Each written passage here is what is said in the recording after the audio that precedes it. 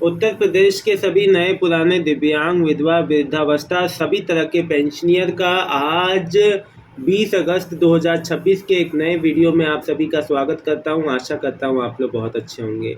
साथियों, 1 साल, 2 साल, 6 महीना, 8 महीना, 10 महीना, चाहे आपका कितने भी महीने से पहली किस्त ना आ रही हो, चाहे आपकी पुरानी पेंशन हो, चाहे आपकी जनवरी से ना आ रही हो, चाहे आपकी जो अप्रैल से ना आ रही हो, देखिए मैं समझ सकता हूँ कि सभी लोग पेंशनियर बहुत ज़्यादा परेशान हैं।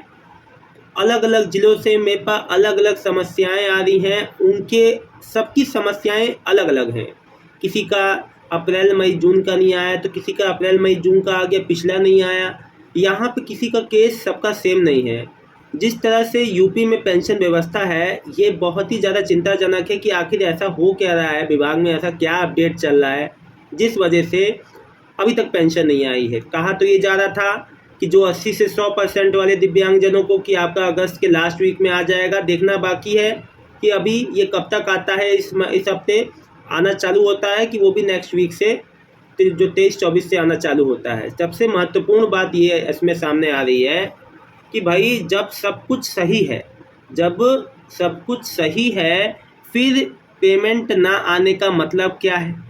आप चाहे कोई भी बदलाव कर रहे हैं, कोई भी टेक्निकल अपडेट कर रहे हैं, लेकिन कम से कम जो पहले भुगतान पेमेंट है, पेंडिंग है, उनका भुगतान करके करें।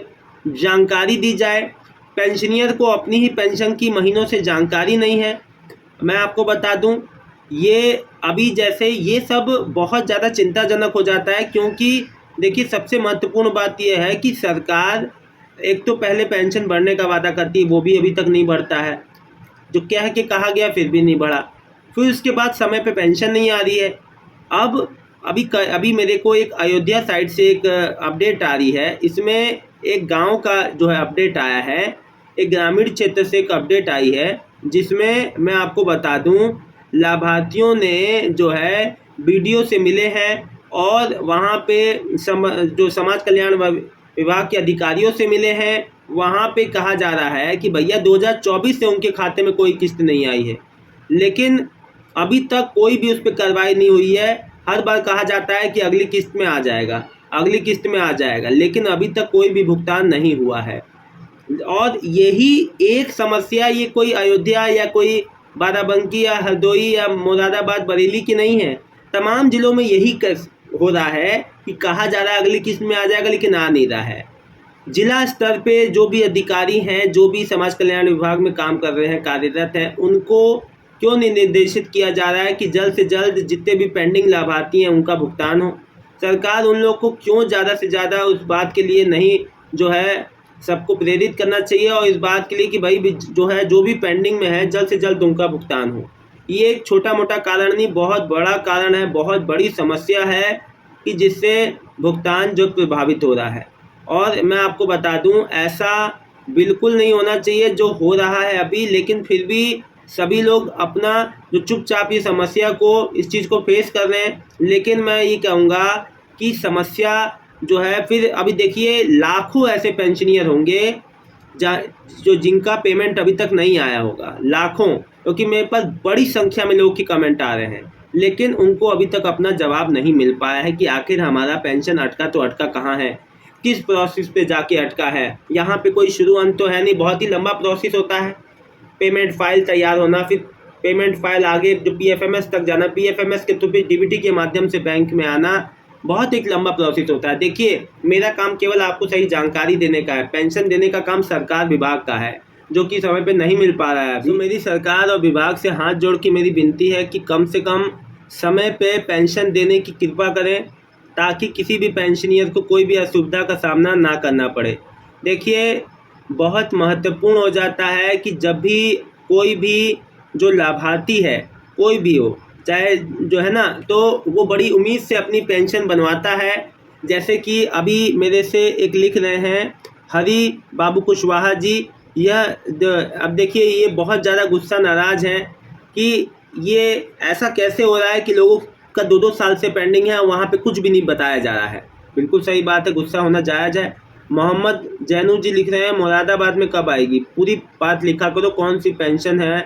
राजनीश लिख रहे हैं रजनीश जो पिलखाना जी फर्रुखाबाद में भी नहीं आया है। इंद्रजीत जी मेरा भी नहीं आया है। अभी मैं कह तो रहा हूँ मुजफ्फरनगर, जो बाराबंकी, गाजियाबाद, फिरोजाबाद, आगरा, मथुरा, बरेली, मुरादाबाद, बदायूं, कौशाम्बी, मतलब इतने ज़िलों से मैसेज आ रहा है, इतने गांव, देहात, शहर, हर जगह से मुझे कमेंट आ रहे हैं कि सर पेमेंट क्यों नहीं आ रही। देखिए, अगर मेन कारण यहाँ पे बहुत बड़ा ये भी देखने को मिला है कि पेमेंट फाइल जो तैयार होती है डिस्ट्रिक्ट लेवल पे, जो जांच जो प्रक्रिया है वो मुख्य रूप से पेंडिंग में हो जाती है और वहाँ से ही पेमेंट फाइल तैयार समय पे नहीं होती है और इसी कारण से आगे भी भुगतान जो प्रक्रिया में देरी होती है। तो ये एक बड़ा कारण है, बड़ी समस्या है।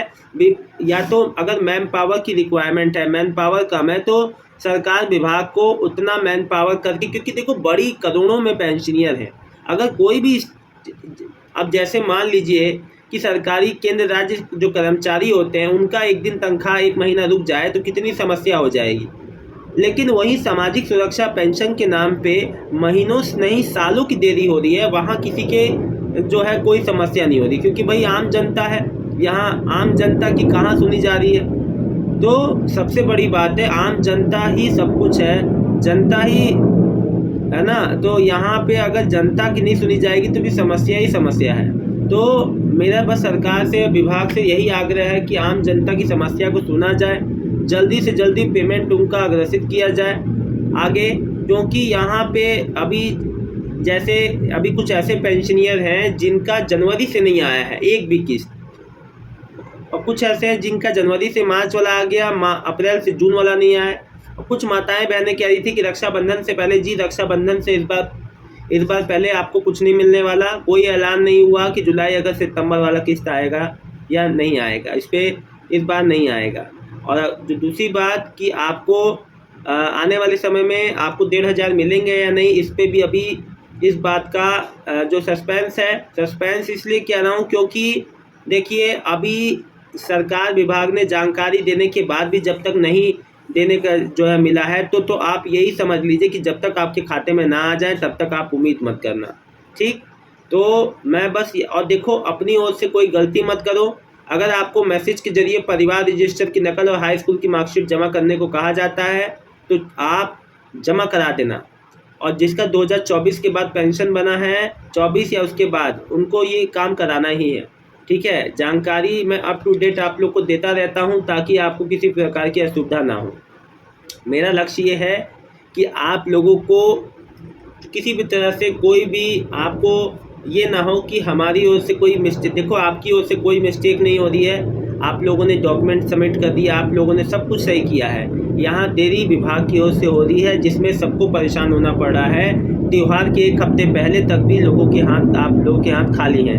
उम्मीद करता हूँ रक्षाबंधन से पहले माननीय योगी आदित्यनाथ जी सबके खाते में पैसे डाल देंगे और भुगतान प्रक्रिया जो अभी तक इतने समय से प्रभावित थी उससे राहत मिलेगी और सभी का भुगतान समय पे आ जाएगा। फिलहाल इस वीडियो में इतना ही, मिलता हूँ नेक्स्ट वीडियो में एक नई जानकारी के साथ। उत्तर प्रदेश के सभी नए पुराने दिव्यांग, विधवा, वृद्धावस्था, पारिवारिक लाभ योजना से जुड़े लाभार्थियों का बिल पेंडिंग दिखा रहा है जो स्टेटस में। देखिए सब सवाल है पैसे का, फंड उपलब्धता जैसे ही हो जाती है तो यहाँ पे बैक एंड पे जो भी चल रहा हो, अभी तो मैंने आपको कल वाले वीडियो में बताया था अनुपूरक बजट भी आ गया, फिर भी समस्या, फिर भी इतनी समस्या, आखिर कारण क्या है। तो कहाँ ये बजट जा कहाँ रहा है जब ऐसा कौन सा टेक्निकल इशू इतना बड़ा आ गया है कि यहाँ रुकावट पैदा कर रहा है, उसको जल्द से जल्द सॉल्व करके सभी के खाते में भुगतान देना चाहिए। फिलहाल इस वीडियो में इतना ही, आप सबका बहुत बहुत धन्यवाद। मिलता हूँ नेक्स्ट वीडियो में एक नई जानकारी के साथ। पेमेंट आए तो कमेंट करके जरूर बताइएगा। धन्यवाद जी।